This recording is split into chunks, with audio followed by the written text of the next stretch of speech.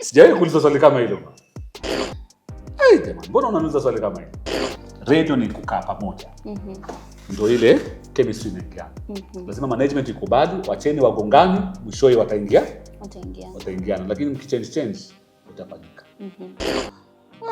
Haya mambo haya yanakuwa chini ya maji jamani. Unajua shilingi ndio ina kelele, noti haina kelele. Shilingi ina kelele, lakini noti haipigi kelele. Na wanasema ni ushauri tu kwamba ukiwa sisi ambao tumekomaa kidogo katika industry utaona hatuna fujo nyingi sana. Kama wao vijana wapya wanakuja. Usikuwe nayo kwa nyumba kusabia. Usioe haga kubwa jamani. Sisemi kama haga kubwa ni mbaya, ni nzuri, lakini usioe kwa sababu ya hiyo mentality. Hakuna relationship haina shida. Unatoka yako unaingia nyingine na maybe hiyo nyingine inaweza kuwa na shida wasi na ile yako ya kwanza, labda hiyo shida ulikuwa ushaanza kuizoea. Hii sasa unajua ni mpya.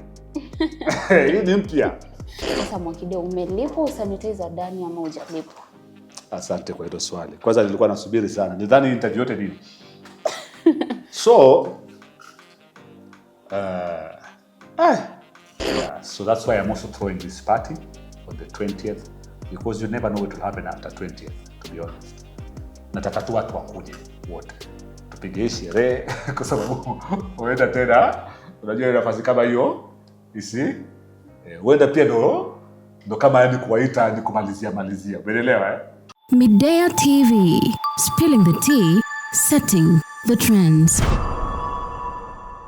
Hi Midea Digital Media viewer, hope you're doing amazing. Welcome to yet another episode of Midea Digital Media, Man Making It edition.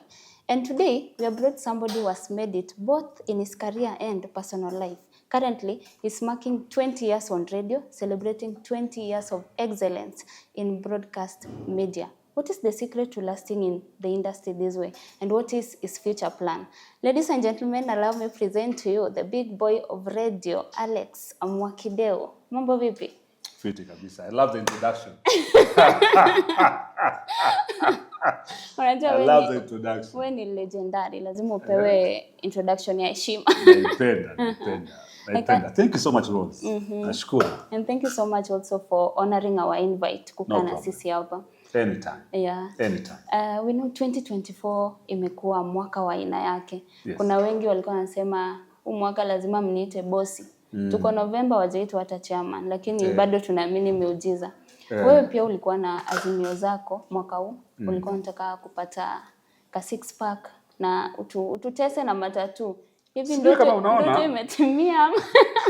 Sijui kama unaona kamera inaweza kuzoom kidogo, zoom muscle ya hapa sana. Iko. Alafu tumbo tena huwezi kunilinganisha na watangazaji wengine. Ukiangalia katika Radio 47, angalia hata ninafanya kazi naye Mwashumbe. Tumbo iko hapa. Angalia Mwashumbe akitoka anaingia MC Jafe, tumbo hapa. Akitoka MC Jafe anaingia anaitwa nani huyu? Manucho angalau ni kijana mdogo yule, sasa yeye kidogo ni mdogo. Lakini akitoka Manucho, si ni Bilimia anaingia. Bilimia unamuona aje wewe? Hapa. Afadhali Mbaru kidogo angalau. In short, Radio 47 mimi na Ofone kitu ndo tuko na nini? Na 6 pack. Tuko flat, 6 pack. Lakini bado December haijafika. Ikifika rasmi nitatoa nguo kabisa. Nibakie na speedo ile. Unajua ile ya kuogelea ile speedo. Ile costume kabisa inakata hapa. Waonyeshe matokeo ya gym. Matokeo. Mimi siwezi kuteseka gym alafu niwe na ficha matokeo yangu. Mimi mwaka ujao sitakuwa mtu wa kuvaa jeans ndefu, t-shirt ndefu. Nitakuwa navaa light kabisa. Short ndogo, vest ndogo, lazima matokeo yadhihirike wazi. Matatu lazima. Tatu kidogo niongeze 2-3 hapa nishikwe na midlife crisis full. Anyway, you're celebrating 20 years on radio. Yes. And not just 20 years. 20 years you are still relevant, you're still commanding a very huge audience and you're still at the top. Najua watu wengi wanauliza siri ni gani ya kukaa hivi, lakini utatuambia hiyo baadaye. Naomba kwanza ututembeze safari yako, ilikuwaje ukajipata kwa radio, na hii ndio kitu ambayo ulikuwa unatazamia kufanya ukiwa mdogo? Hapana, hii si ati mimi hata sikufikiria nitafanya. Hii niliangukia. Hii radio mimi niliangukia kusema kweli. Sikuwa nimefikiria, sikuwa nimejipanga. Mimi nilikuwa kitambo when I was growing up. I grew up in Mombasa. Na Mombasa unajua Mombasa kule watu tu ni wazungu tu Angoso.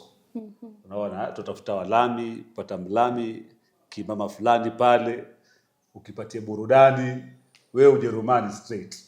Ama wewe huyo Switzerland straight. Unaona? Sasa mimi nilikuwa nataka nifanye kazi katika industry ya tourism sana. Na imagine nilikuwa najiona nikiwa pale kwa tour guide. Maana mimi napenda kuongea sana. Sasa nilikuwa najiona kwa tour guide pale nipelekewa tu Masai Mara, kuwapeleka hizo Vasco da Gama wakaone, niwapeleke Tsavo. Hapo ndo naangukia tu mzungu fulani pale, alafu unazama kabisa. That was actually my plan. But then again pia kwa sababu napenda kuongea nilikuwa kwa drama. Sasa drama club pia ilinisaidia, maana nilikuwa drama since niwe primary school. Na nilikuwa active sana as a young boy. Nilikuwa katika hizi stories za acrobatics pia. Mombasa tulikuwa tunafanya acrobatics sana. So nilikuwa acrobatics. I remember there's a time, long time ago, I think I was in class 3 or something. Tulikuwa tumepiga acrobatic paka kuna KBC walikuja mtaani kusema hawa vijana kina nani hapa wanapiga acrobatic hivi. Tukachukuliwa tukapelekwa kwa show, tukapiga show kwa TV. I think I was very young. Tupiga show kwa TV. So pale nikaanza kuona watu wanapenda vitu kama hivi. Baadaye nikaingia drama club fulani hapo, tukapiga drama, tukawa tuna perform mbele ya watu wazito. Baadaye nikaingia high school. High school pia nikawa kwa drama. Drama club yetu tukafanya vizuri throughout my high school. After high school kwetu tulikuwa tuna hela. So mambo za kusema ati utaenda uni, utaenda college, hiyo kwanza una hold, unaanza kujitafutia. Yeah, so I started as a young man in a drama club. Tulikuwa tunapiga professionally drama group fulani inaitwa Angaza. Mombasa huko. Sasa pale ile Baraka FM walikuwa wanataka watu wa kuandika commercial. Commercial ya client fulani tu, sitataja jina lake manake hajalipia haya matangazo katika media. So tukaandika hiyo script haraka, tulikuwa watu 3, tukafanya script haraka, tukarecord pale. Watu wakaona they make it look so easy because we were so good in writing scripts and performing. It's drama, it's our thing. We can play with our voices, we can play with our faces, we can play with our gestures and all that. Tukapiga haraka sana, client akafurahi sana. Sasa ile radio station tukasema hawa jamaa lazima tuwe tukiwaita. So akiona client una tweet. Tunapiga tu kazi na client wanazidi kufurahi. Wakasema kwa sababu ni vijana acha tuweke kwa retainer. Ndio wajue tu wako na kazi, tuwashike kidogo na retainer. Wakatushika na retainer. So pale kwa retainer tulikuwa tunakula 1500 mwisho wa mwezi. Lakini ni ya kuitwa ile. Naitwa nenda unafanya, unapotea. 1500 unaitwa nenda unafanya, unapotea. By the way, with only 5,000 shillings as my salary at the end of the month, that's when I moved out of my mother's house. Shilingi 1000 ngapi? Rent yako ilikuwa pesa ngapi? Mimi nika move out. Mimi nilipopata mshahara wangu ya kwanza, kaambia madhangu basi mimi naenda. Wakacheka sana nyumbani, maana mimi ni last born kwetu. Tulizaliwa watoto 7. So you can imagine, first born peke yake ndio alikuwa amehama home. Na wengine wote wako. So yeah, mimi nikasema mimi naenda zangu bwana. Wakasema huyu atarudi tu, mwacheni lakini atarudi tu. Lakini mimi nakumbuka zangu mkubwa aliniambia mwanamume akitoka nyumbani angalie nyuma. Hiyo statement sijai kusahau. Nilipotoka mimi nilisema hata nikiteseka vipi siwezi rudi nyumbani. So I left. Ilikuwa ni ile tu ya mavijana pale jobu pale tunaambiana vipi wewe tushikane tukaingia kwa 3 bedroom. Kila mtu analipa kidogo hiyo mnashare sitting room na kitchen na bathroom. Alafu mnashare kila mtu anachukua bedroom yake moja. Ilikuwa ni hivyo kuchanga. And then I started. And then slowly piga hiyo radio pale internship. One of the guys who was the editor wa Radio 47 alikuwa Peter Musembi. Right now yuko BBC London. So Peter Musembi alikuwa anasikia sauti yangu anasema wewe una sauti nzuri ya kusoma habari. Hivyo tu imagine. Una sauti nzuri. Wewe anza training wewe. Jifunze bwana. Sijaenda shule, sijafanya hizi vitu. Hata nimechukua hata gazeti ya Kiswahili Taifa Leo, soma lao. Sikiliza wasomaji wengine wa Kiswahili. Mimi nikasema hapa lazima nikufe nayo, because kama mimi nayo potential na yeye ndo news editor wakati huo. Na by the way Baraka FM was doing very good, extremely good during that time. Extremely. We were doing so well. So I used to work with very good people. People who are watu watangazaji wenye haiba.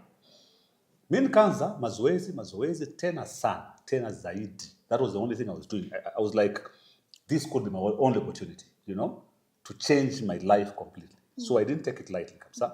Nilifanya over and above what he expected me to do. So I used to even record myself. Nikipata nafasi kwa studio, hata usiku naenda. Najirekodi kweli. Nasoma alafu najisikiza. Alafu nasikiza tena wale watangazaji wengine wenye haiba. Najisikiza nasema mbona nina tension. Napiga tena. Mwenyewe tu nafanya sana usiku na mchana, nafanya sana. So I thought I got to a level where I was more comfortable now, you know? Na nilikuwa nimepata kama style yangu na hata sijaanza kusoma habari. Kumbuka mimi nafanya tu bado zile retainer tu ya 5000. Lakini sasa naja zaidi kujifunza kurekodi pale kwa studio. Now an opportunity came when there was a news anchor mwenye alikuwa ameenda wakati ule Moyo anafungua showground Mombasa, Mradhi. Akifungua showground, unajua traffic ilikuwa inashikwa. So news anchor alikuwa amekwenda kukava hiyo story na akakwama kwa traffic. Na mimi nilikuwa available. Kaambiwa this is your opportunity. News ni saa 7 na ni bulletin kufa nayo. Sijawahi panic hivyo. Kwenda kwa washroom kuomba bana. Ndiye Mungu nisaidie. Nisaidie, nishikilie. Nisaidie. Hata kama umetrain my friend, this is a chance na unaenda live. You know? Na hii ni radio kubwa, si radio ndogo. Na hii ni make or break. Mungu nisaidie. So nikapiga sala yangu pale, nikarudi, nikapitia huo nizanga afiki bwana. Nikapitia sana zile taarifa za habari. Mwisho akaniambia nenda kapige, na ilikuwa ni live. Saa 7 nikaingia nayo. Ni saa 7 kamili saa za Afrika ya Mashariki na unasikiliza Baraka FM 95.5. Jina langu ni Alex Mwakideu. Karibu kwa muktasari wa habari. Baadhi ya taarifa ambazo tuko nazo ni kwamba Rais Daniel Toroitich Arap Moi afungua rasmi maonyesho ya kilimo mjini Mombasa. Nikashuka nayo jumla. Nikashuka nayo jumla. So pale nje walikuwa wameweka, kulikuwa na radio pale ya kumonitor. Walikuwa wameweka loud. Station manager nani unasikiliza, mimi sijui, niko ndani. Roho mkononi mwao bana. Nikitoka nikaona wamenipigia makofi, wamenicelebrate, nilisikia fiti, nilikuwa nimepanic lakini sielewi hiyo feeling. So naona station manager nini, wamenipigia makofi, you did well. I didn't think I did well, to be honest. Sure? To be honest, I didn't think I did well, you know. But they thought I did well, you know, for a person who was told just nenda ukafanya. Na ndio hivyo, nikaenda paka kwa station manager kwa ofisi, akaniambia tunataka kuweka sasa uanze kusoma habari. Hivyo ndo unaanza. Na hivyo ndo mimi nilianza kusoma habari baadaye. Nikasoma ya saa 8, ya saa 9, ya saa 10 na nikasoma taarifa za habari. Kesho nikarauka nikapewa schedule yangu. Nikaanza kusoma in the morning. Wakati nilikuwa nasoma asubuhi, nilikuwa nasoma katika show fulani ambapo Tom Japan alikuwa ni presenter, by the way. Yeye ndo morning show presenter kama mimi sasa hivi. Alikuwa anafanya pale pia, Mswahili Japan alikuwa pale. Mimi nasoma news pale za Kiingereza. I think 6 na 8, if I'm not wrong, zilikuwa za Kiingereza. Alafu za Kiswahili pale I think 7 and 10, I can't remember so. Ulikuwa unasoma hadi ya Kiingereza? Hadi za Kiingereza bana. Wow. Nazipiga za Kiingereza na za Kiswahili. Nashuka nazo tu jumla. Lakini pale nikaanza kujifundisha discipline. Manake working with people like akina Tom Japan, it's not a joke. Naambiwa wacha siku hizi watu wanakuja hapa nasoma habari, mtu anakuja pale top of the hour na news mbio. Intro ishaanza kucheza, mtu ndo anakimbia. Katika show ya Tom Japan huwezi kwenda hivyo. Unafika pale uwe seated at least 5 minutes before top of the hour, seated. Akuone. Ukikuja pale ati sijui 4 minutes to top of the hour, anakuambia usisome, hautasoma. Hautasoma news. Sasa hiyo kitu tutafanya baadaye. But you won't. Are you getting? So your discipline inaanza kukufunza, go through your news, be in the studio in time. Na wale wengine wengi kinapita Musembi wakaanza kunisaidia na nini, nikawa, you know, they used to have those reports za kila quarter za kuonesha radio stations that are doing very well, radio presenters that are doing very well, news anchors that are doing sijigambi, lakini niliapia as the best news anchor at the coast at that time. Unajua radio ilikuwa ni ya coast. Maybe because the radio station itself was doing very well. Okay? Na ile tabibi inasema pia nilijaribu nilisoma habari vizuri. Nilifanya vizuri. So katika hizo kota nyingi nikawa natokea sana kama msomaji habari mzuri. Walipoona natokea na wasomaji wengine nafikiri labda walikuwa watokee or something, waliniweka pale. Then kaulizwa unaweza fanya show? Mimi nikiulizwa nasema ndio. Ndio. So nilifanya show nyingi sana pale. Nilifanya show ya Drive na kina Masawe, nilifanya naye show wakati mmoja. Dennis Sokari tulifanya naye show moja ya weekend inaitwa Zama Nami Weekend Show, mimi na Dennis Sokari. Tulifanya show na Oladipo Alphonse pale. Tulifanya show na watu wengi tu. Ndio nikajikuza. Baadaye walikuwa na potential, wakaanza kunipeleka training. Okay? So training nilikwenda Deutsche Welle, Ujerumani, nikafanywa training kule fiti sana. I learned a lot. Alafu nikapelekwa pia kwa wasi wengine walikuwa wanaitwa 2K Plus International. Walikuwa kwa London wale. Walikuwa na cover hizi ma international sporting events kama Olympics,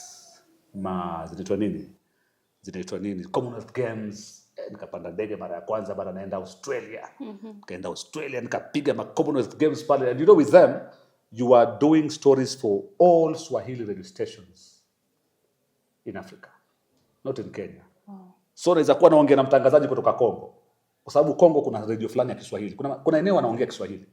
Naongea naye ananiambia tunajiunga na reporter wetu mmoja kutoka maeneo ya wapi Melbourne, Australia, atuelezee mashindano yanaendelea namna gani. Sasa kwa vile ni wa Kongo, lazima nitafute stories za Kongo.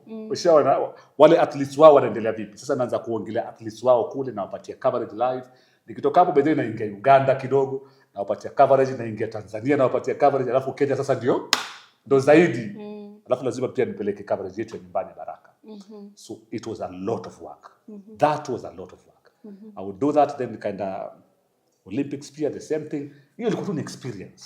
And then sasa nikapelekwa katika academy moja inaitwa Radio Academy ya kina Phil Matthews. Wana hawezi kuniambia lolote kama haujapitia pale. Pale nilisema ndo kilele cha masomo ya utangazaji. With all due respect. Okay, with all due respect, okay? Kwa sababu wale ni experts kutoka majuu. Shaona, Phil Matthews is a big name in our industry in Kenya. Big name. So he's done this thing, alianzisha radio stations, sitaki kuzitaja maana yake hazijalipia. Ameanzisha radio stations hapa, matangazo, anajua kupanga radio mwanzo mpaka mwisho. So akikutrain, anajua anafanya nini. Ametrain majina kubwa sana katika industry today that everyone knows. I won't mention names, but a lot of people know. Some of the biggest names, in the industry today for radio are trained journalists ambao wamepitia kwa Phil Matthews. So luckily I was one of them. Wow. Nikapewa nafasi nikaenda pale. Hakuna nimetrainiwa sana Deutsche Welle kila mahali nimepata vitu vingi vizuri, lakini hapo nilipata kila kitu. Everything. When I left that, I feel like I was ready. Now I was ready. I could even advise watu katika session yetu kuambia sasa jamani tunapanga hivi. Na unaona vitu vingi viko vinafanyika. Segments nini kupanga every hour, every minute, every second, because radio si radio tu. You plan for every second. Hiyo yote I became better after that. So yeah, then 2010 came in and I thought I was ready to now make a move because kwa nishapiga Baraka FM 6 years. 6 years was enough. Sasa niko naona game yangu imefika mahali sasa nipanue mabawa niende mbali. Kila mtu anataka kwenda mbali kidogo kuona. But before that, by the way, nilikuwa nimeapply kuwa news anchor KBC. Do you know that? I had applied one day. I don't know if I'm supposed to say this. Nikakuja mpaka na suti, nikapiga suti kwa news anchor. Unajua sisi tulikuwa nasoma habari. So habari najua kusoma, show naweza kupiga. Nikakuwa shortlisted kabisa. Wakati shortlist nikakuja nikapiga news pale screen test. Nikaanguka nayo mbaya sana. Wale baba wakaniambia kazi ni yako bro. George ku. So ilipotokea hivi na mimi ndo nikaangua tutakupeleka training nje. Nasema niende nje ama nichukue? Akasema acha niende. So nikaiacha ile nikarudi. Kuna job nyingine pia ya radio ilikuja hapa, radio fulani ishafungwa. Radio Simba. Nikaja nikafanya interview pia nikaambiwa kazi iko. Sasa mimi kwa nini kazi ilikuwa ikikuja napata shughuli nyingine nipeleka nje. So shughuli yako nipeleka nje naipatia kipaumbele maana naona nitajifunza zaidi naipatia kipaumbele sasa naenda. So nafasi kama 2 hivi nilipata lakini sikuja. Sasa ile ya 3 ile ambayo ilikuwa ndio maisha, I think it was time now. It came in, I had nothing else, hakuwa na opportunities zingine. Ilikuwa tu ni Radio Maisha na nika apply, tukakuja interviews mingi sana. Watu nafikiri ilikuwa mchezo. Standard Media Group walikuwa hawana radio. Walikuwa wako na gazeti na TV peke yake. So hii ndio ilikuwa radio yao ya kwanza, ndio wanaianzisha rasmi. So wanataka watu ambao wanaamini wanaweza kuwasaidia kuanzisha radio ambayo itatamba. So watu wali apply wengi sana. Tukakuwa shortlisted mpaka tukaitwa interview. Tukwenda interview kama 4 hivi. Kina Mashumbe, bosi wangu Said Geoffrey Mungo. Watu wengi tu. Tukapiga, tukafaulu, tukaanza. Yeah, and of course now that's a whole new ball game now. Sasa ni kucheza Champions League. Hiyo ni Champions League sasa. Ushaona? Piga Champions League pale mpaka tukakuwa number 1 bwana. Kwa number 1 nimefanya na watu wengi tu nikiwa pale, Otos, Jalas, Mshamba, Estaingolo, Niko Thiambo, watu wengi nimefanya nao kazi mpaka tukafika mahali tukasema 8 years at the Standard Media. Tukasema basi imetosha jamani. Wacha pia tuende, manake what else can you do? You're number 1, your show is doing good, what else? Umefanya kila kitu. Si tunaacha juu ya hela. Tu experience mpya tu. Otherwise unaweza kuanza kuboeka alafu kaanza kushukisha game yako chini. Unaweza kuanza kwenda mazoea. So unataka tu kitu kipya. Hela pia muhimu, manake pia unajua sisi tunasema katika utangazaji, jenga jina alafu acha jina likujenge. Ushajenga jina, sasa acha jina likujenge pia jamani. Sasa ushajenga jina, jina pia likujenge. So time pia ya kuangalia. So walipokuja Milele, akakuja na ofa nzuri, ilikuwa navuta nikuvute sana. Hatimaye tukakubaliana, nikaingia pale. Piga Milele miaka 5. So after 5 years ya Milele mimi nikarudi, niliresign Milele nikaenda tu home. Mimi I think I was done. But before, so when I resigned Milele FM, to be honest, kwa nimesema tu acha niende home nikafanya mambo yangu. But sikukata wiki 2, simu. I think Radio 47 was the best. Sababu ilikuwa na watu wangu wengi. Unajua tumeanza nao kazi tunajuana. Kisikia kama Linda Uriaso tufanya naye kazi kutoka Baraka FM. Geoffrey Mungo tumekuwa naye kule Radio Maisha, Mwashumbe na mjua tulikuwa naye katika interview kutoka zamani. Watu tumekaa nao tunaelewana sana. So it's easier to ni kama boli. Ushaona? Messi kuna mahali ukimweka anaweza sitanda.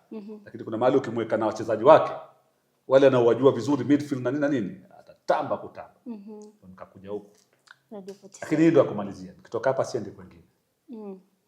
Hii inaweza kukwambia wazi kama ni idea. Rose, I'm done. I mean there will be no any other move from Radio 47 to just do another radio nini. I'm good here. I'm comfortable. If at all Radio 47 itafikia wakati waniambia imetosha, itakuwa imetosha. Mimi nifikia wakati niambia Radio 47 imetosha, itakuwa imetosha. Lakini hapa niko sawa. Na umefanya kazi na host wengi. Apart from Jalas, who is your favorite? Apart from Jalas? My favorite apart from Jalas? Wengi ni wengi wameleta raha. Wengi wameleta raha sana. Hilo swali gani jamani? Sijawahi kuuliza swali kama hilo bwana. Jamani, mbona unaniuliza swali kama hilo?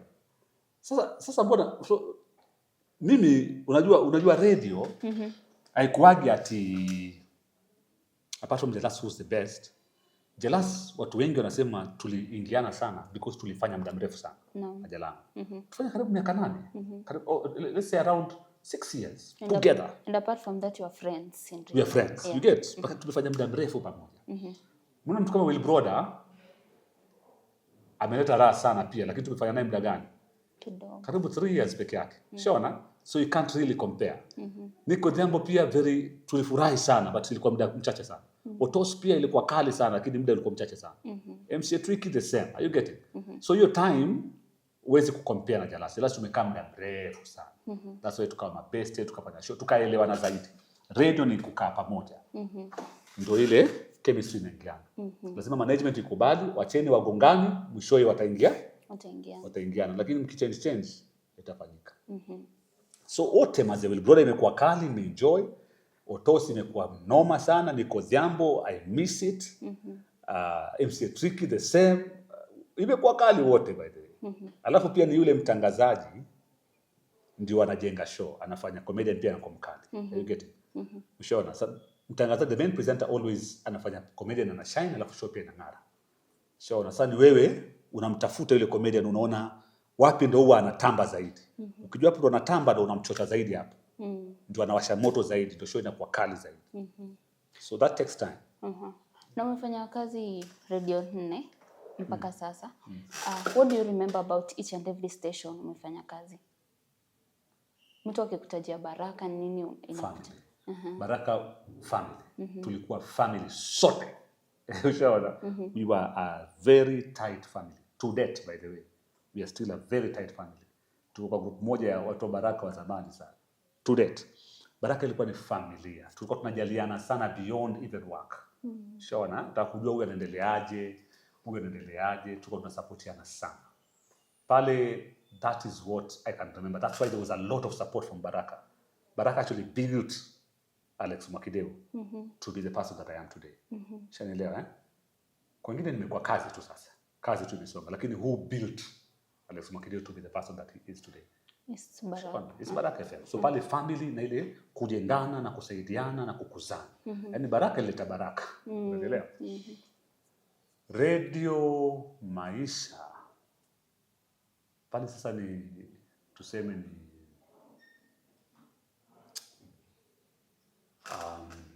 pale ni tajriba yani ndo nakumbuka kwamba ilitokezea because the best of Mwakideu on radio, watu wengi wanaweza kukumbuka kuanzia Maisha pale, si ndio? The best of the best of Alex Mwakideu on radio, naweza kukumbuka because hapo ndo linaweza kutokea sasa as Alex Mwakideu nationally.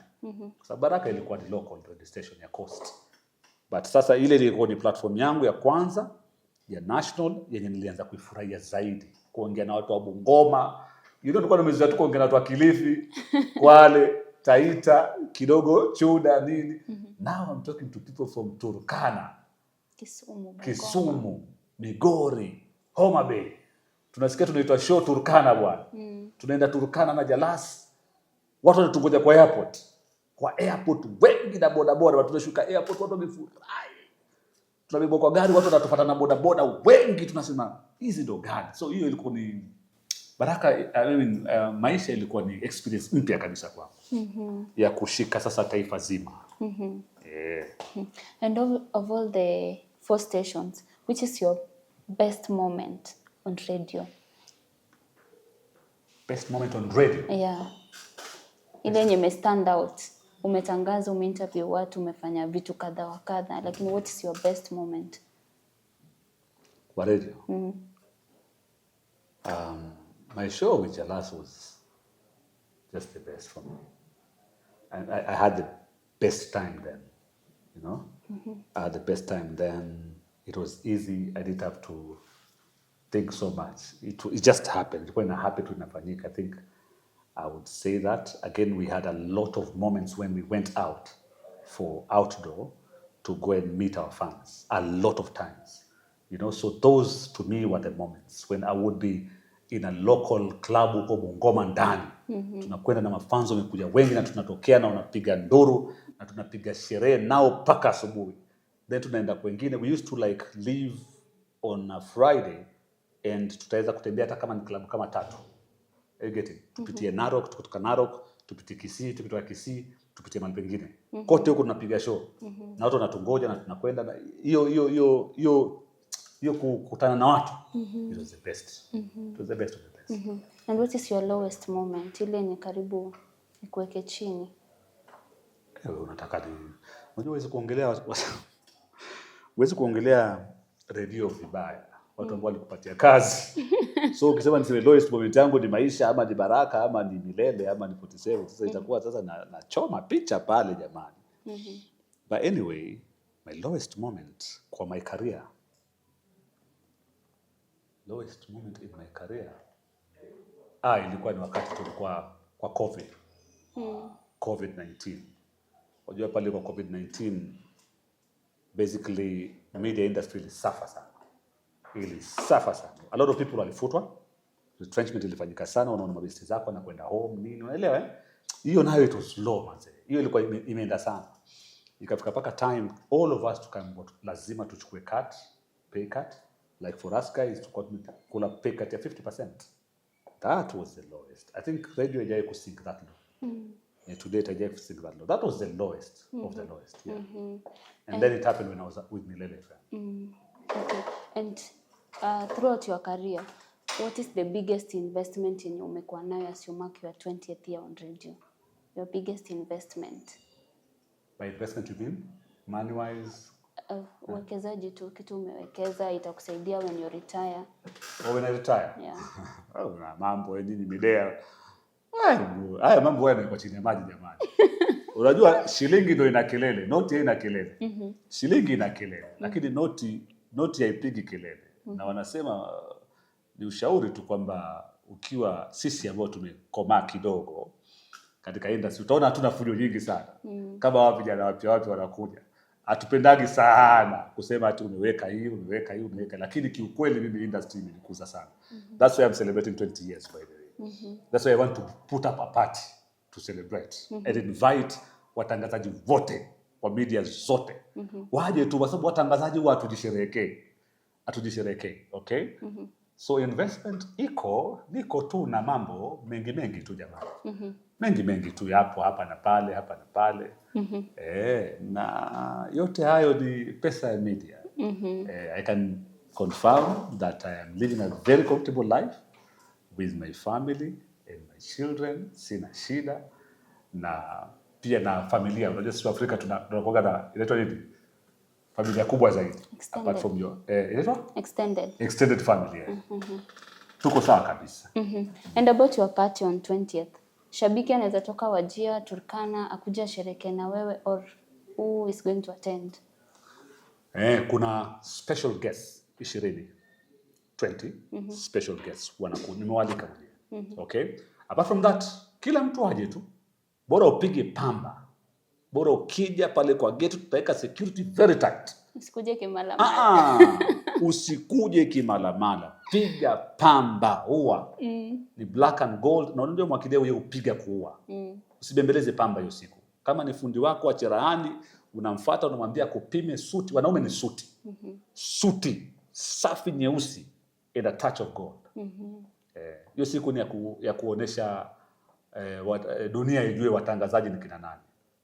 So nimealika kila mtu, watangazaji kina Gidi wa Radio Jambo, Mashumbe of course, my brother here Radio 47 pia, kikosi Radio 47 kina come through pale, watangazaji wa Radio Maisha pia nishawalika kina tonani Sugar Boy, akina Chris the Bass, wote wanakuja, kina Will Broda, kina Luchivia, you know, wote yani nimewalika marafiki zangu. So hii haibagui haikagui. Haina ati kina Maina Kageni ameniambia my brother I can never miss that. I'm coming. Churchill mwenyewe ameniambia naja.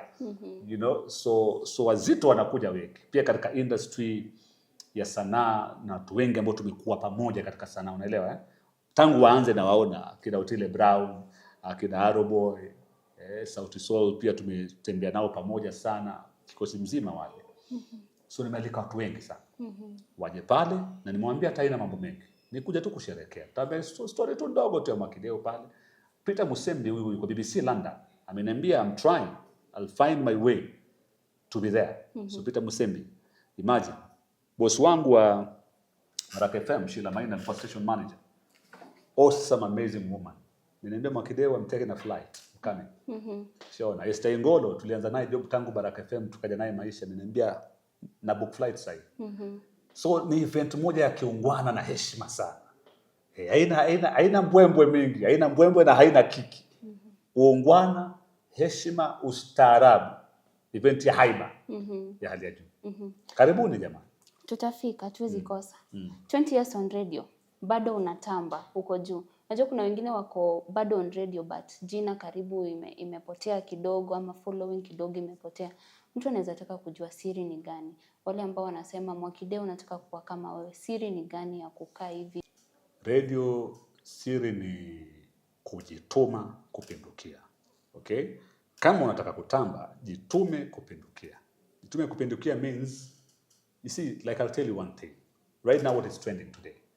What is trending today is probably this guy from Equatorial Guinea. Okay? Now the story about this guy from Equatorial Guinea imeongelewa probably kwa radio station zote asubuhi. So now the question is, wewe unaiongeaje? yako inatoka aje, delivery yako ni aje. Kila mtu ataongea kuhusiana na kwa mfano Ruto akisema kitu, hiyo ni story kila mtu ataongea. Lakini how do you deliver your bit? You know, so that yako iwe tamu zaidi ya kila mtu. Kwa sababu current affairs morning show ni current affairs. Kila tunaongea tu mambo za current affairs tu. Shanaelewa, lakini sasa yako unaisema namna gani? That's number one. Number two, lazima uwe very creative in creating those segments ambazo ndo zitashika msikilizaji na ngoja kabisa. Kama sasa katika Radio 47 tuko na hiyo penzi mita. Wasikilizaji wanasubiri kwa hamu. You know, unapendwa ama unachezwa. Watu wanaipenda, SMS zinaingia ni mingi sana, you know, but we can only do one per day. Lakini watu wanaipenda because hiyo penzi mita, from the way we engage the listener mpaka the way tunampigia yule mpenzi wake ili find out kama anachezwa ama hachezwi, inakuwa tu tamu kisikiliza. So lazima uwe na hiyo ya kuangalia sahi today, what works today, what works now. And even the penzi mita itafika time utaona it doesn't work anymore. So what works now, you create it and you ride with it and you do your best to make it juicy. The best, yeah. And you are among the few celebrities wenye bado wameshikilia ndoa, naweza sema hivyo. Wengi wanapendana, wanatuonyesha kule, kesho utasikia wameachana, kuna mwingine wameachana. Siri ni gani ya kukaa kwa ndoa kama celebrity? Well, number one, ndoa ni maamuzi.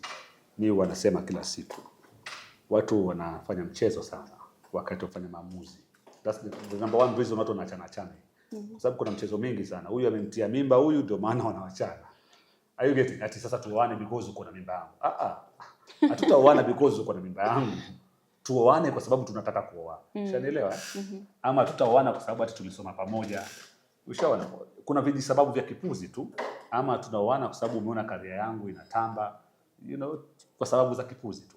Lakini ukitaka kuoa kama mwanamume lazima ufanye maamuzi ya kwamba sahihi nataka kujenga empire yangu. I am now going to build my empire. So when I'm building this empire, I'm thinking about having children, and later on I'm going to have my own home where I'm not paying rent. Later on I'll probably build a home also where ushago kule. Maybe I will build a business here, another business here. Nani ambaye naweza muita hapa tukatembea naye safari? Unaelewa? Ukifikiria hivyo, maybe yule demo uko naye utamwacha. Sababu yule demo uko naye uko pale labda ni washerehe tu, mnakata maji kila Friday mnaenda mnakulana. Pole.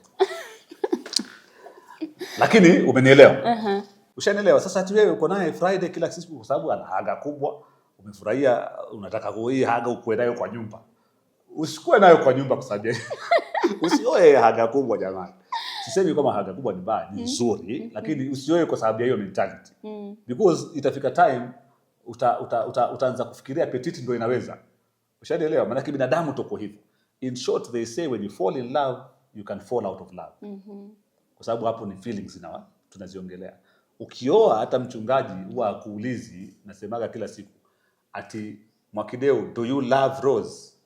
Rose, do you love unaulizwaga tu, do you take Mwakideu to be your lawfully wedded husband wakati wa shida na wakati wa raha? Akiwa mgonjwa huyu, akiwa nini, utakubali? Nasema nimekubali, nitamchukua. Nitakaa naye huyu. Nimeamua ni Rose na ni Rose. Pale utaambiwa ati how do you feel about Rose and love?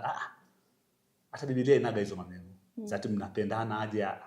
Na kuaga tu amua. So nikiamua ni Rose, wakati wa shida na wakati wa raha. Na unakufa naye.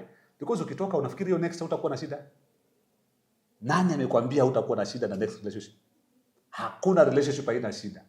Unatoka yako unaingia nyingine, na maybe hiyo nyingine inaweza kuwa na shida worse than ile ya kwanza. Ile yako ya kwanza labda hiyo shida ulikuwa ushaanza kuizoea. Hii sasa unajua ni mpya. Hii ni mpya. So unaenda wapi? So mimi na wife wangu nimemwambia mama, mimi hakuna mahali naenda. Siwezi kukuacha. Na uniwachi by the way. Tuko na wewe paka ndenge ndanga de break majoko. So wewe mwenyewe unajua.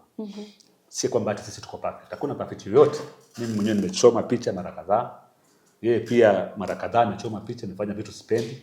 Sote tu, lakini tunaongea by the way. Na mimi nikikosea huwa si yule mtu akusema ati I didn't do it. Mimi usema nimefanya. Sema nisamehe.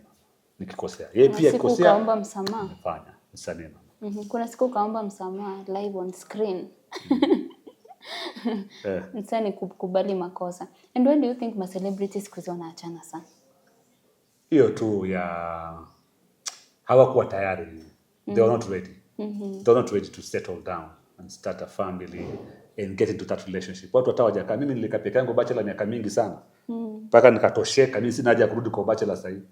You know, people are rushing into this thing called marriage. That's why wanaachana sana. They're not ready. Mimi nimeishi Nyali tangu nikiwa Baraka. Imagine, nimeishi Nyali nikiwa Baraka pale, nakaa kwa one bedroom house vizuri kama bachelor tena well furnished. Maana Baraka kuna time ilikuwa imenifikisha mshahara vizuri. Niko zamani zile nakula kama 75. Mimi kutoka Baraka nafikiri nilikuwa nakula 79 hapo. Mshaona? Na niko Mombasa, na mimi ni bachelor. Naishi one bedroom Nyali na iko na compound mahali fiti kabisa. So nimetesa pale, nimekuja Nairobi bado mimi ni bachelor, nimetesa. Nimekuja kwa 2014. 2014 and I moved out of my mother's house in 2020 in 2002. I moved out of my mother's house in 2002. Kwa 2014. 2014 ndo nimeoa. Hiyo ni miaka mingapi? You're marking 10 years this December. Ya Congratulations. kuishi kivyangu. Ya kuishi? Kivyako. Ndoa. Ndoa ni 10 years 10 years December.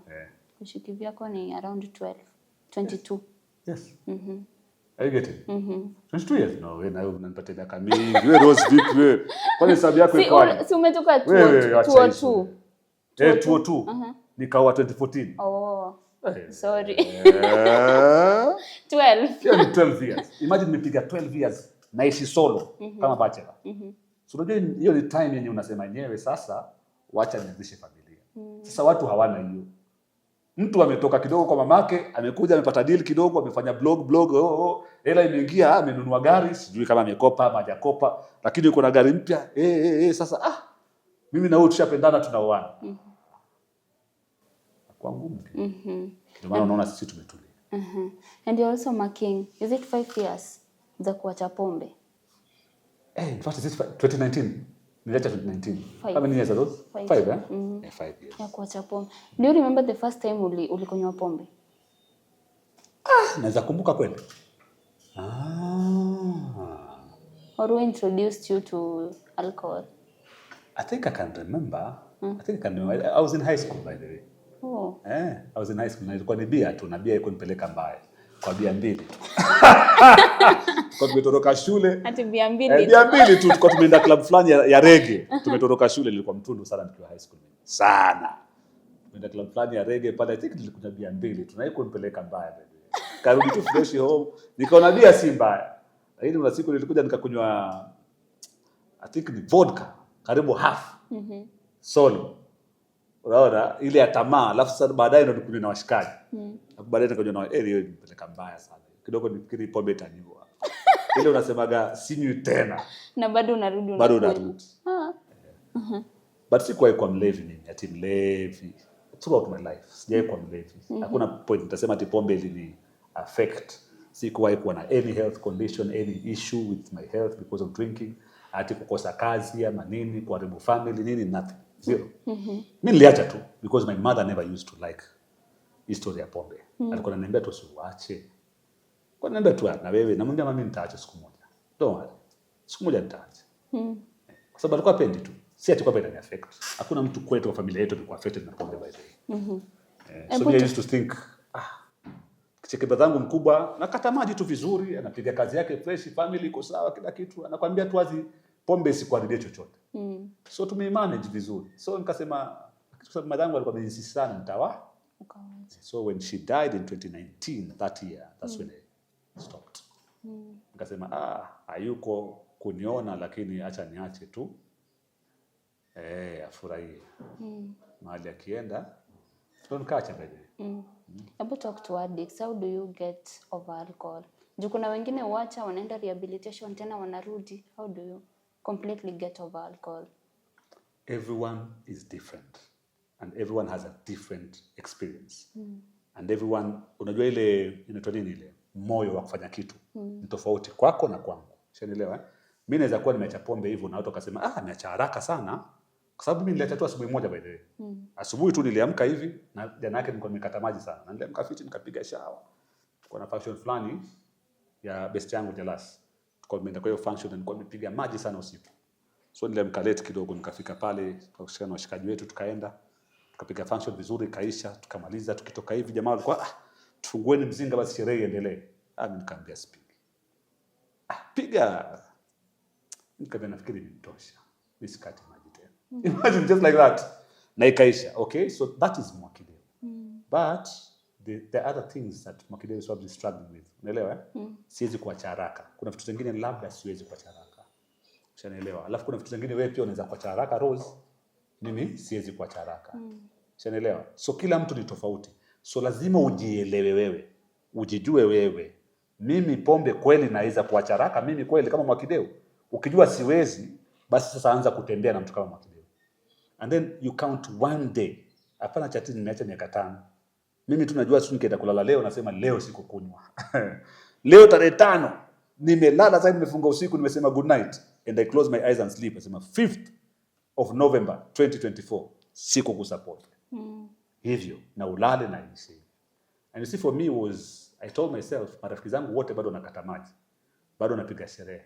Sitajificha nyumbani. Nikijificha nyumbani inamaanisha sijaacha hii pombe. Sijaacha hii pombe hata naogopa. Sababu nikiona nitatamani.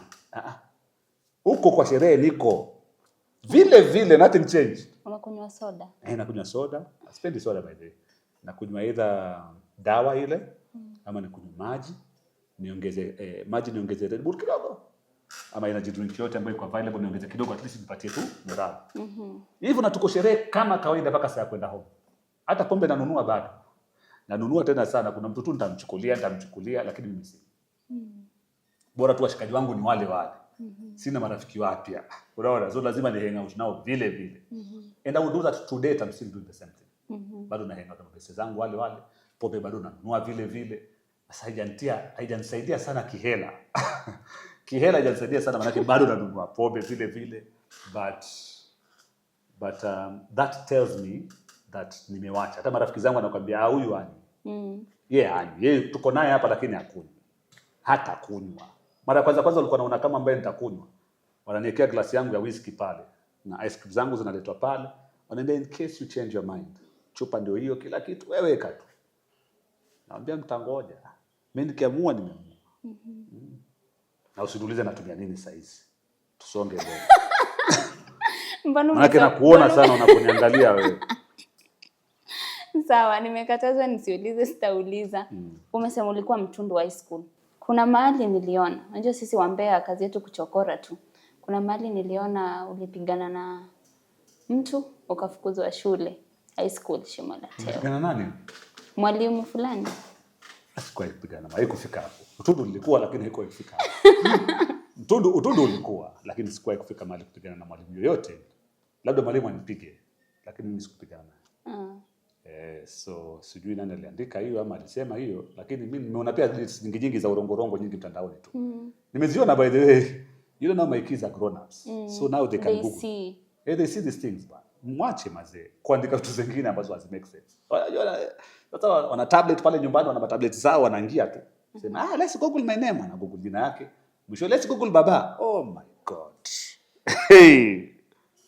Wana Google baba. Alex Mwakideu. Saka nimati. Zingine ni za urongo, andike tu za ukweli basi. Hata wakiniuliza niweze kuambia. So mimi nawaambia no, this is a lie mom, don't worry. But why did they write that? Maswali ni mingi. Na unajua generation. Why? So this didn't happen. Nasema. And you know what I'm asking you kwa mainstream media? Hiyo kitu principal tu alinifukuza kwa ofisi yake. Kwa tumekosana sana na principal wetu. Kwa sababu namba 1 nilikuwa sisikii sana. Alikuwa anasema mimi ndo naharibu wanafunzi wengine wote pale shuleni. Which was not really true. Na chocha, yani mimi nilikuwa kama na influence. Kwa sababu mimi nilikuwa unichapi bure tu. Ushaniona Kama kwa mfano nikwambie na ama labda niseme hii maana yake inaweza kuinfluence wanafunzi wanao watch vibaya. But you're now in form 1. But it was a national school. I did very well in primary. So uko form 1. Sasa form 1 unatakana udrop somo fulani la science unapoingia form 3, ndio? Wakati ule physics ama biology na drop chemistry iko, sio? So kama umeingia form 1 na tayari wewe unajua sitaenda na biology form 3. Ulikuwa unataka drop form 1. What am I doing in a biology class? And I will not go with it in form 3. So mimi nilikuwa namwambia tu principal hivyo. Sitafanya biology form 3. Unataka nifanye nini kwa hii class? Wacha niende kwa physics nikasome. Wakati kunaendelea biology, mimi niko kwa physics kule. Nisome extra. Unaona? Manake hii ndio naenda nayo mpaka tamati. Sitaki biology form 1. Yes. Anasema huyu ni nani? What kind of a student is this? So mimi nilianza shida kutoka form 1. So hapo ndo tulianza kukosana naye yule principal wetu. Na mambo mengine mengi. So unajua sasa inafika paka time exam. Na pepa ikikuja kwa mfano ni hiyo biology ambayo kwa mfano nimeikataa. Siandiki hata jina langu. Hata jina langu. Siko kabisa kwa hiyo karatasi. Anasema au kufanya mtihani. Au kufanya mtihani. Si kufanya mtihani. Anasema lala chini. Ndio kuchapa zake 6. Namwambia unanichapa kwa nini? Hawezi nichapa. So now hawezi nichapa. Mtihani pia si kufanya. So unaniambia punishment. Nenda kachimbe shimo. Unajua ile shimo ya anasema 1 meter width, 1 meter length, alafu depth pia 1 meter. Shimo kutoka matakataka. Chimba shimo sijui alikuwa anazita vipi. Shimo kama ngapi? Anasema kama 4. Sichimbi shimo, kunichapa unichapi na mtihani sikufaa ili kwa inamuuma. Ananiambia go home and call your parent. Suspension. Siendi. Nyumbani siendi pia. Unaenda wapi? Sinaendelea na niko dom tu. Siendi home. Niko dom, utanikuta klasini, nakuja klasini nanipata niko pale pale. I told you to go home and call your mom. Anambia no, but why? Why? I mean I'm here to learn. My intentions here si kuja na kwenda nyumbani na kwenda nyumbani and other people are learning here. Nenda nyumbani wewe, siendi home. Now do you know, by the way, as a student in a boarding school, ukikata kwenda home, haizi kukubeba hivi.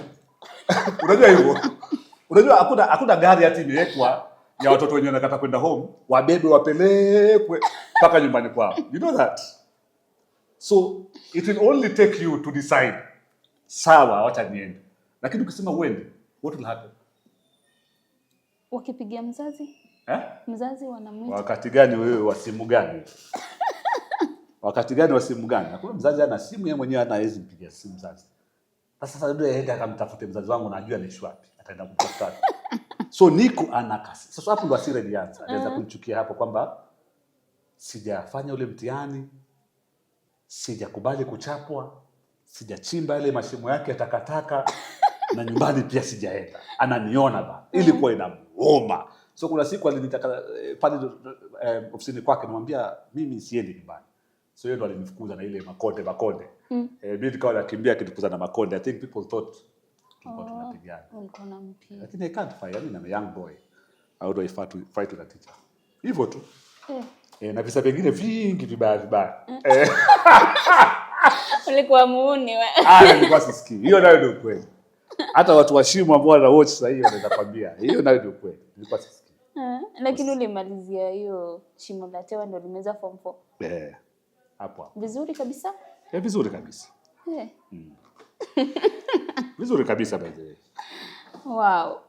Haya, Mwakideu pia tukichokora pia tumeona kuna mtu alipeleka pale Twitter. Akasema Mwakideu amelipwa sanitize Adani. Unajua Adani ni kampuni ambayo wa Kenya kidogo hawapatani nayo. Sasa Mwakideu umelipwa sanitize Adani ama hujalipwa? Asante kwa hilo swali. Kwanza nilikuwa nasubiri sana. Nidhani interview yote ndio. So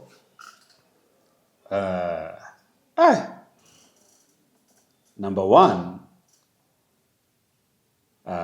sijui nisemeje, lakini watu wanaolipwa kusema kweli siwajui. Okay? If truly there are people who are being paid, number 1, to sanitize in the media industry, I don't know. Unless you're talking about bloggers ama watu wako kwa social media.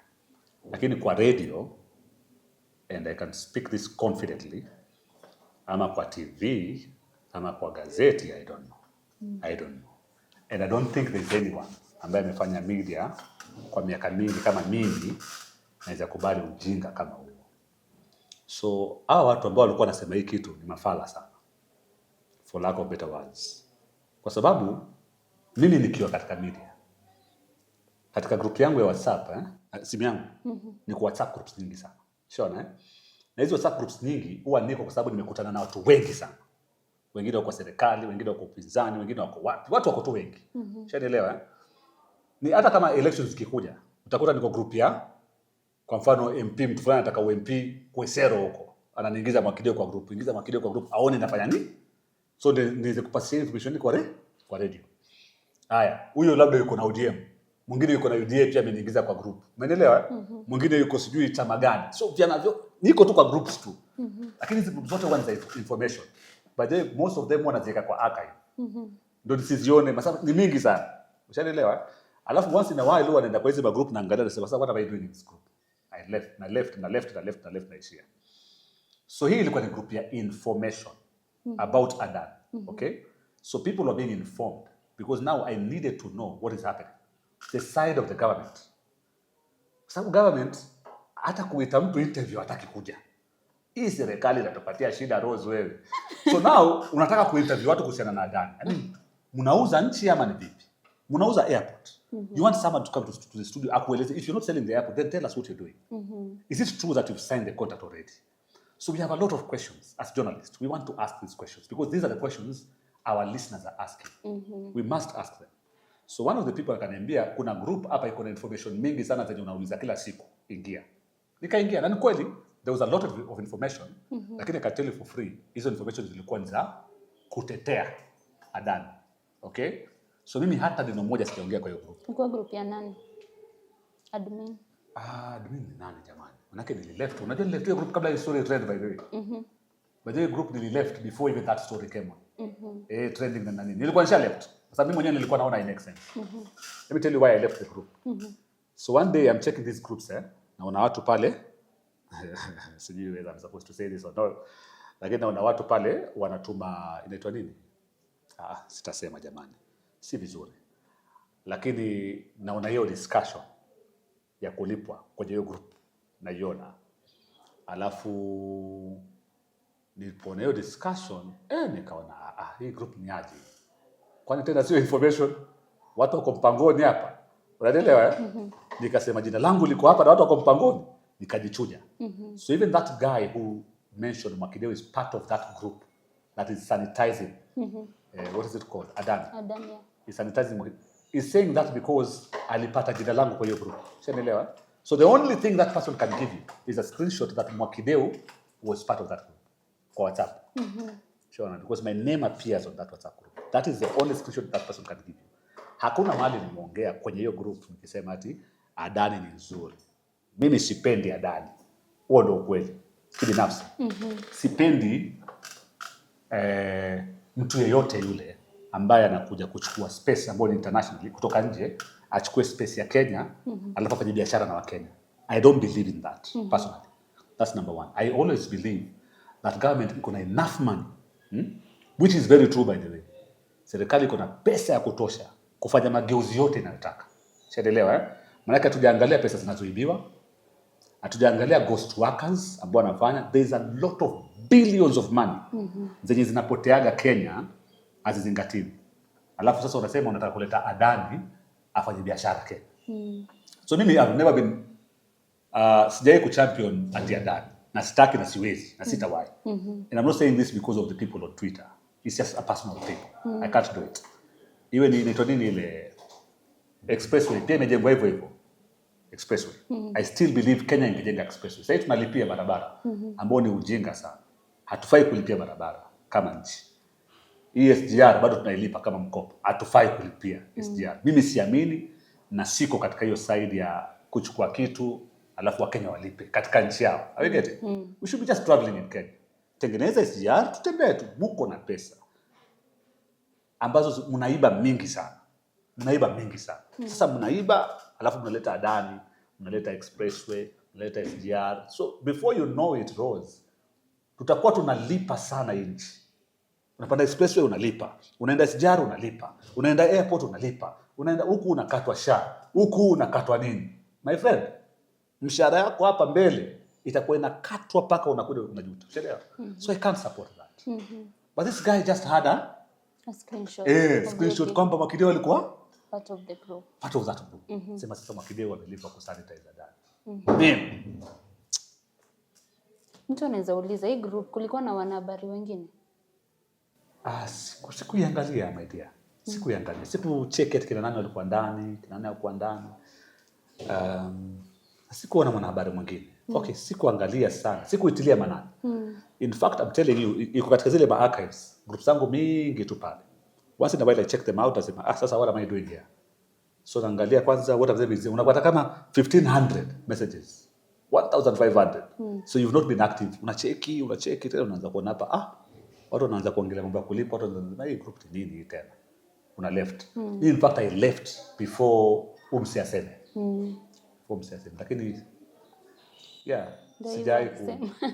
sijai kulipwa na adani na wala hata nikilipwa sitaki. Let me tell you, naweza lipwa na mtu mwingine ambaye ana make sense. If you make sense sawa. Me by the way, if you make sense tunaweza ongea. Lakini hati sasa kama adani jamani, adani sikubali mwenyewe personal. Unaelewa adani mwenyewe sikubali personal. Expressway the same. Hii public private partnership. Mimi sikubali. Lakini hiyo ni kitu cha kibinafsi sana. It's Alex Mwakideu. The other people would say Mwakideu wewe public private partnership imetusaidia sana, SGR is looking good. It's true. But tunaweza kuijenga. Si lazima tuijenge hivyo. Tulipishwe kwa miaka 30. Mimi siwezi taka nje 30 years. Expressway is 30 years. Watoto wangu watalipa, nani atalipa? Hiyo adani kama itaingia na another 30 years. Hiyo yao wamesign na Ketraco 30 years contract. Imagine. So mimi I'm not for that. Yeah. Okay. I hope wenye walikuwa wanajiuliza hiyo swali wamepata jibu. I hope so by the way. Mtu sasa kuje pale kwa sema ati nitakutukana, mimi nazaliwa Mombasa bwana. Nitakutukana matusi makubwa, nimezaliwa Mombasa mimi. Wasikuone umetulia. Umekuwa ukiongelea mambo ya politics. Should you expect Mwakideu 2027 ataachana na radio aingie politics, or what's your plan? Sitaachana na radio. Sitaingia politics. Umeacha tena? Politics sitaingia. Politics niko na shtua tu. Watu basi niliweka post moja tu ya Facebook. Yaani hiyo kitu imefanya watu wote wanafikiria Mwakideu ataingia politics. Sitaingia politics because mimi ni yule mtu nishaamua maisha yangu ile nataka. Ushaona? Ile balance ya maisha, mimi napenda family sana. I love my wife, I love my children, I love my family, I love spending time with my family. Politics does not allow you to do that the way you'd want to do it. Vile mimi ninavyotaka kufanya na familia yangu, siasa itaruhusu. Unaelewa? Kuna tu kiwango fulani siasa inakuchukua, utaweza kufanya hivyo hata kama unapenda. But haitanipatia enough time na familia.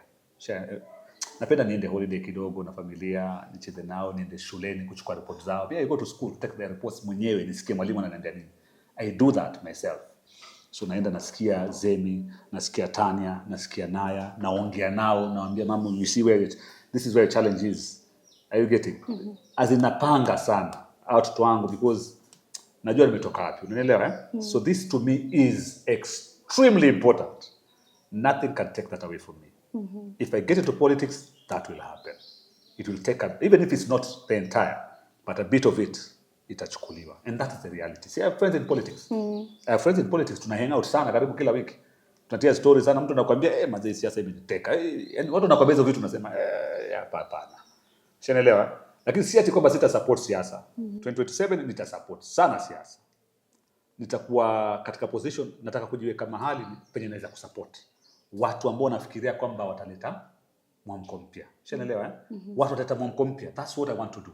I want to be part and parcel of a good story. Sio maana hii siasa ya kitambo mimi mwenyewe nimechoka nayo. Hii Gen Z walikuwa wamechoka nayo. Everyone is tired. Everyone is tired. Huo ndio ukweli of what is going on in the country. But now you asking nani anataka kusimama? Mwakideu hataki. But kama Rose unasimama na uko na nia nzuri, me I want to support you. Unaelewa? Kama msee wa kamera anasimama na yuko na nia nzuri, I want to support that person. Are you getting? But mimi mwenyewe kuingia kule never ever. And by the way, what opinion do you have about the current impeachment tu yenye imefanyika juzi? Well, hiyo ni siasa ya Kenya Kwanza tu ambayo hainisaidii ndege wala sikio. Unaelewa? Hainisaidii ndege wala sikio. In fact, that was a waste of time for me, if you ask me.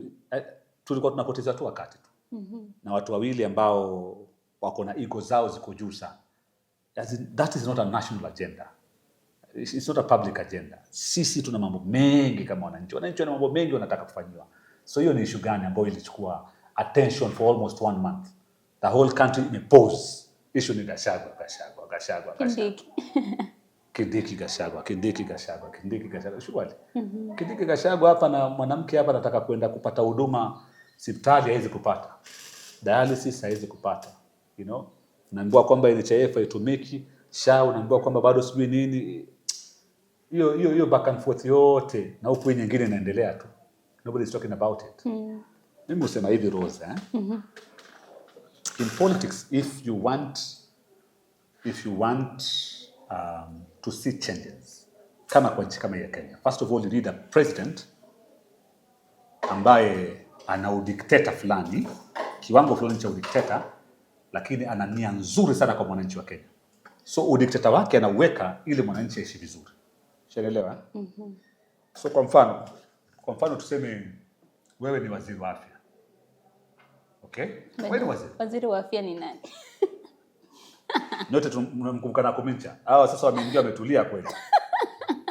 So wewe ni waziri wa afya. Okay? Do you know kama waziri wa afya unalipwa na mwananchi wa Kenya, si ndio?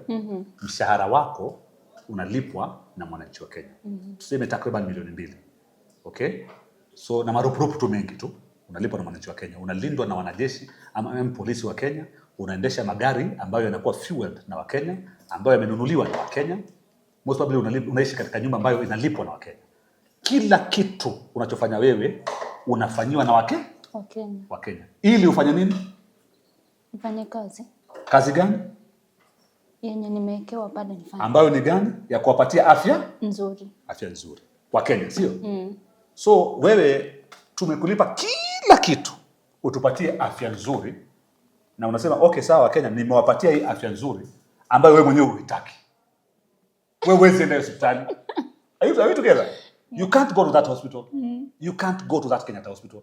Wewe uende Mbagathi. Lakini unasema nimewapatia Mbagathi, nendeni Mbagathi. Wewe je? Uko wapi? Unaenda India. Mimi naenda UK. UK sasa hii tunakulipa utupe uitaki. How do we pay you money to give us a service that you don't want to consume? I mean, hiyo ni logic gani?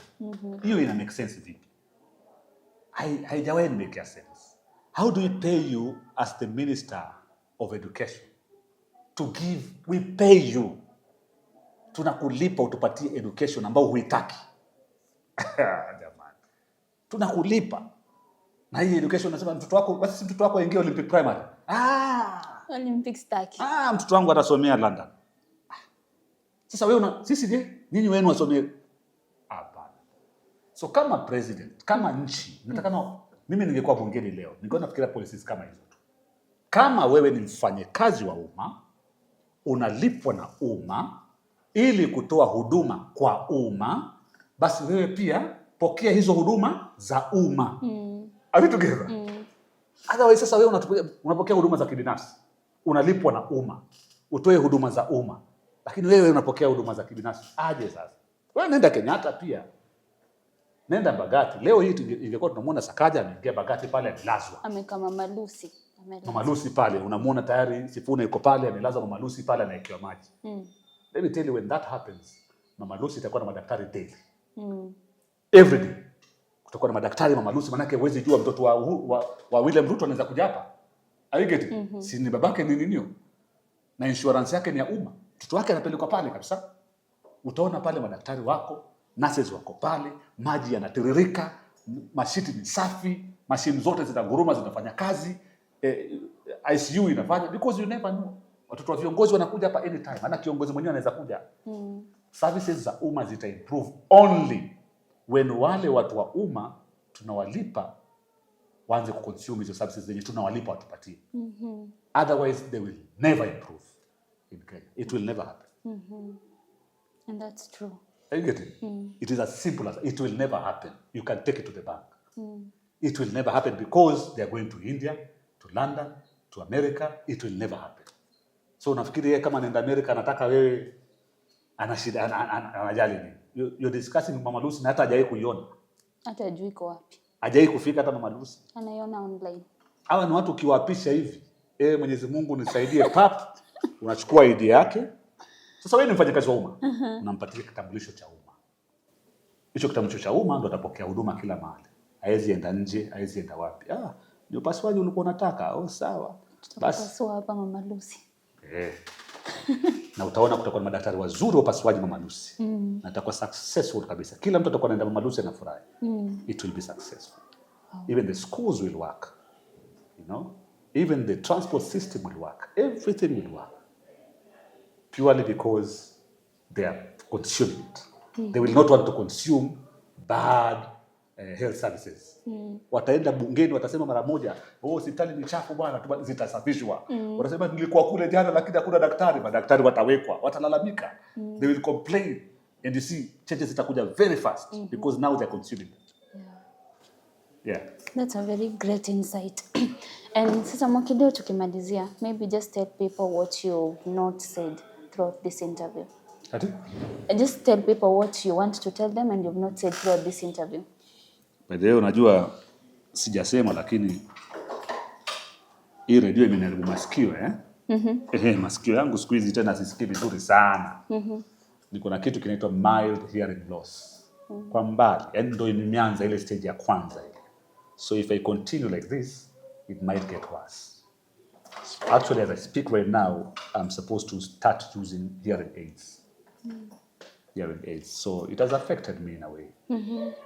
So ina mazuri yake na pia ina mabaya yake. Lakini nika behind the headphones for a long time. Mimi huwa naika loud ndo nipate mzuka. Kwa sababu mimi pia I'm also very loud. So imeni affect kidogo. Shaona Yeah, so that's why I'm also throwing this party on the 20th because you never know what will happen after 20th, to be honest. Nataka tu watu wakuje wote. Tupige sherehe kwa sababu huenda tena unajua nafasi kama hiyo huenda pia ndo kama yani kuwaita ni kumalizia. Umeelewa Manake sijui nitakapo how long kwa radio. Are we together? I don't know how long I'll stay after the party. Okay? I don't know how long I'll stay after the party. So it's important that I celebrate with the people I love. You know, and with other media friends. It's important we celebrate together. So that when the time comes for me to leave, nitakuwa nakumbuka ile party tulipiga kwa sherehe fit. Kuna picha, niko na video, niko na nini. Yeah. Okay, thank you so much for honoring our invite. We really appreciate. We don't take it for granted. Karibu sana. Ladies and gentlemen, that was our interview with the big boy of radio, Alex Mwakideu. Umejifunza nini kutoka kwa interview? Have you loved it the way I did? Thank you so much for tuning in up to this point, and thank you so much to my super producer, Namisi Mswahili, who is behind the camera, ensuring that you are getting this interview the way you should. And remember, if you want to appear on our bench, WhatsApp me on 0797227185 and we will call you. Until next time, bye-bye. Midea TV, spilling the tea, setting the trends.